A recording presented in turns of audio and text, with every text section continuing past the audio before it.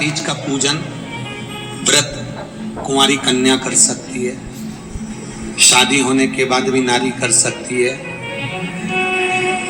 अंतिम अवस्था तक प्राण छूटे तब तक हरतालिका तीज का व्रत नहीं छोड़ना चाहिए। एक व्रत हमेशा याद रखो, एक एकादशी और एक हरतालिका।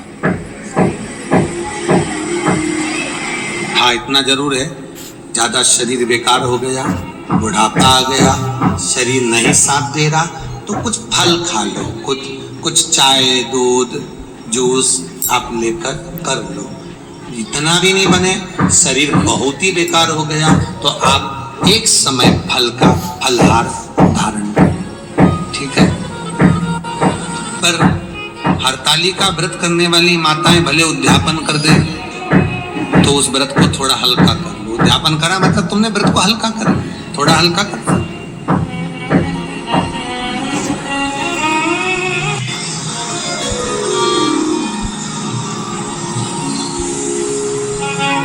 हरतालिका तीज का जो व्रत का उद्यापन करते हैं उसमें 5 चीज रखते हैं ना, 5 कपड़े स्त्री के, 5 कपड़े पुरुष के, 5 तरह का अनाज, 5 तरह का फलहार, 5 तरह का फल। तो 5 तरह का जो फल रखाता है हरतालिका तीज के उद्यापन में, दुनिया के लोग उस 5 तरह के फल प्रमाण और फुलेरा जो बनाया हुआ है, ये प्रदोष काल के पहले बनकर तैयार हो जाना चाहिए। प्रदोष काल के अंतर्गत फुलेरा नहीं बनना, फुलेरा पहले बन जाना चाहिए। और बहुत विशेष बात ध्यान रखिए हरतालिका तीज की, कि शंकर जी का जो आपने स्वरूप बनाया है, पाटे में, थाली में, चौकी पर, चौरंग पर जो स्वरूप बनाया है, वो पहले नहीं रखना है। पहले क्या बांधना है? पहले फुलेरा बांधिए, उसके बाद उसके नीचे शंकर जी को रखिए। अब जो हरतालिका तीज का पूजन करते हैं तो उनके लिए हो गया, अब दूसरे के लिए भी सुन ले। जो नारी हरतालिका तीज का पूजन नहीं करती, व्रत नहीं करती, साधना नहीं करती, उसके लिए भी कहा गया कि आप अगर ये व्रत नहीं करते हो तो एक कार्य जरूर करना, कहीं पर फुलेरा बंधा हो, हरतालिका की पूजन हो रही हो, 5 मिनट 10 मिनट निकालकर अपने आसपास के किसी पौधे में से पत्तियां लेकर या पुष्प लेकर, 5 वृक्ष की पत्ती या 5 वृक्ष के पुष्प लेकर शंकर भगवान को जब पूजन हो रही हो, 5 मिनट माताएं जब पूजन कर रही हो, तब आप भी उस पुष्प को, उस पत्तियों को शंकर को समर्पित कर सकते हो। ये नहीं चढ़ा सकते तो 5 फल नहीं चढ़ा सकते तो 5 कुछ भी पुष्प आदि का शिव को समर्पित करो। पर क्यों चढ़ाया जाता है, किस लिए चढ़ाना चाहिए? तो कहा कन्या स्त्री अगर मान लो हरतालिका का व्रत नहीं करती, पूजन नहीं करती, आराधना नहीं करती, तो वो कन्या, वो नारी, वो स्त्री, वो पुरुष कार्य तो बहुत करेगा, दुकान भी चाल चलाएगा, व्यापार भी बढ़ाएगा, पर संपदा को जोड़ नहीं पाएगा। 1 रुपए कमाएगा, 1.25 रुपए खर्च वाला काम चलेगा। हस्त नक्षत्र में जो तृतीया पड़ती है, हस्त नक्षत्र के अंतर्गत जो तृतीया का महत्व कहा गया है, वो संपदा को बढ़ाती है, मनोकामना को पूर्ण करती है। इस चक्र के अंतर्गत जो तृतीया आती है, वो मनोकामना को पूर्ण कर चली जाती है। इसलिए शिव की आराधना के लिए प्रथम मानी। हस्त नक्षत्र में किया गया दान, हस्त नक्षत्र के अंतर्गत तृतीया के दिन किया गया पुण्य, हस्त नक्षत्र में तृतीया के दिन किया गया श्रृंगार, हस्त नक्षत्र में तृतीया के दिन करा गया अपना सुंदर सिंदूरा, भगवान का आनंद, 5 तरह के वस्त्र, 5 तरह के स्त्री के वस्त्र, पुरुष के वस्त्र, 5 तरह का फल, 5 तरह का अनाज, ब्राह्मण को बुलाकर ब्राह्मणी के साथ आप या तो ब्राह्मण से उद्यापन करवाएं या फिर आप स्वयं भी करते हैं तो शिव को समर्पित करके ब्राह्मण और ब्राह्मणी को भोजन कराकर वो भाग प्रदान करें। यही हरतालिका तीज के उद्यापन का वर्णन आता है। सुंदर भाव से हरतालिका माता आप सभी की मनोकामना पूर्ण करे। हर हर महासना हरतालिका तीज शिव महापुराण की कथा ये नहीं, आप जो तीज करते हो, हरियाली करो चाहे सातुड़ी करो, उस तीज की महत्वता क्या है, इस हिंगोली की शिव महापुराण की कथा में अपने को समझना है कि उसकी मूल तत्वता, उसकी महत्वता क्या, उसका महत्व क्या है।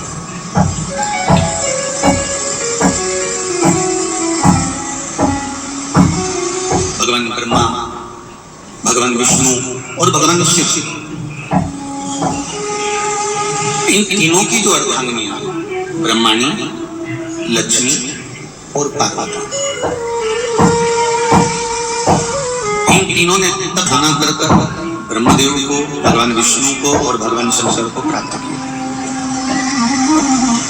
और तीनों ने प्राप्त कर तीनों देवताओं से वर मांगा कि वर हमको ऐसा दीजिए कि हमारे साधना का फल नारी को तीज के दिन प्राप्त हो जाए। अब देखिए जरा, एक ही व्रत से, एक ही उपवास से उसको संपूर्ण तप साधना का फल प्राप्त हो रहा है, संपूर्ण तप साधना का फल उसको मिल रहा है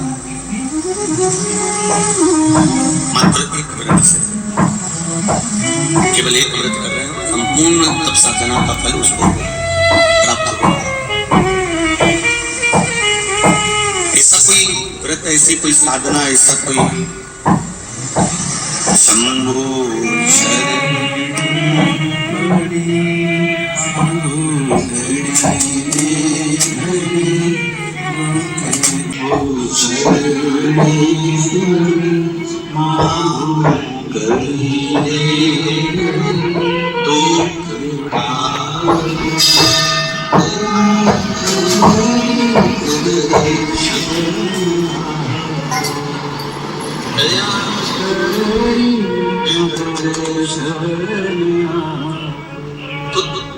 ब्रह्माणी ने ब्रह्मदेव से मांगा, लक्ष्मी जी ने भगवान विष्णु से मांगा, पार्वती जी ने भगवान शिव से मांगा कि ऐसा वर दे दीजिए जिस वर से एक ही व्रत, ऐसा व्रत का फल दे दीजिए, मात्र एक व्रत। अब देखिए, हरियाली तीज करने वाली माताएं थोड़ा ध्यान से सुनना।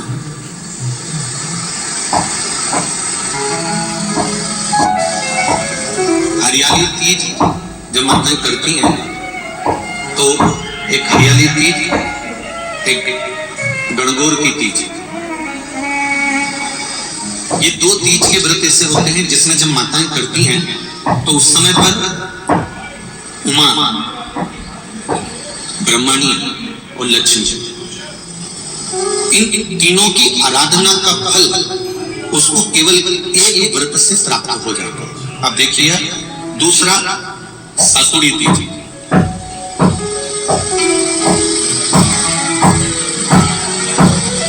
इसमें उमा और महेश, उमा और महेश, ब्रह्माणी और लक्ष्मी, इन चार के व्रत तप का फल एक साथ सातुड़ी तीज के दिन प्राप्त हो जाता है। अब हड़ताली का तीज आप लोग करते हो, हड़ताली का लोग करते कि नहीं करते हो? करते हैं यहाँ पे हड़ताली का? कौन कौन करता है? जरा हाथ उठाओ तो। अरे सभी करते हो, करो, बहुत बढ़िया, बहुत अच्छी बात है। एक आती है हड़ताली का तीज। इस तीज का व्रत माता पार्वती बेल वृक्ष के आनंद के साथ में फुलेरा बनाकर करती है, और जिसने इस हड़तालिका में माता पार्वती जी के जितने जन्म पहले हुए हैं, माता पार्वती का जन्म तो 52 नंबर का, 52 नंबर पे माता पार्वती का जन्म, इससे पहले तो माता के 51 जन्म पहले हो चुके, 51 जन्म माता पार्वती का पहले हो चुके। तो वो जितने जन्म माता पार्वती पूर्व में ले चुकी है, ब्रह्माणी जितनी बार ब्रह्मदेव के साथ में विराजमान हो चुकी हैं, इंद्राणी जितनी बार इंद्र के साथ विराजमान हो चुकी हैं, और लक्ष्मी चाहे वो राधा के रूप में हो, चाहे वो रुक्मिणी के रूप में हो, चाहे वो सतरामा के रूप में हो, चाहे वो यमुना के रूप में हो, चाहे वो गंगा के रूप में हो, जितनी बार माता लक्ष्मी ने रूप धारण करे हैं वो सब रूप में, और माता पार्वती अपने सारे रूप में, ब्रह्मणी अपने सारे रूप में, लक्ष्मी अपने सारे रूप में, इस हड़तालिका तीज के व्रत को करने के लिए आतुर रहती हैं और इस व्रत को कर कर एक दिन में ही संपूर्ण विश्व का जितना तप है, साधना है, उपवास है, सबका फल एक साथ एकत्रित कर लेती हैं केवल एक व्रत में, हड़तालिका तीज। अब एक बात ध्यान से सुनिएगा, सारे व्रत आपका अगर स्वास्थ्य खराब हो गया तो आप व्रत छोड़ सकते हैं। जितने भी व्रत आप लोग करेंगे पूर्व के, सोमवार, मंगलवार, एकादशी, छठ, पंचमी, चतुर्थी, अगर आपका स्वास्थ्य खराब है तो आप उस व्रत को छोड़ सकते हैं, सारे व्रत को छोड़ सकते हैं। पर तीज का जो व्रत होता है, हड़तालिका जो व्रत होता है, ये व्रत एक बार लेने के बाद जब प्राण छूटते हैं तभी ये व्रत समाप्त होता है, अन्यथा बीच में ये व्रत समाप्त नहीं होता। ये व्रत समाप्त होता ही नहीं।